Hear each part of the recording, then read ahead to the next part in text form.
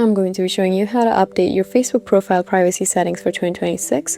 So keeping your Facebook profile private helps you control who can see your personal information, posts, photos, and other activity. So Facebook's privacy settings are managed through the audience and visibility section in settings, and you can also use Privacy Checkup to review your account. So the first thing you need to do is update Facebook privacy settings on the app.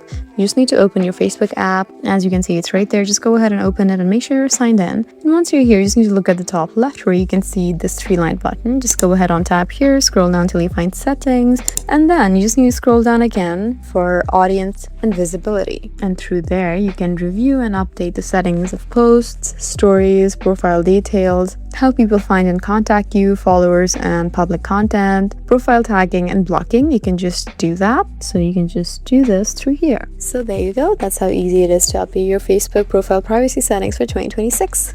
I hope this video was helpful for you. Please leave us a like and drop us a comment down below, and we'll see you again in our next video. Thank you for watching.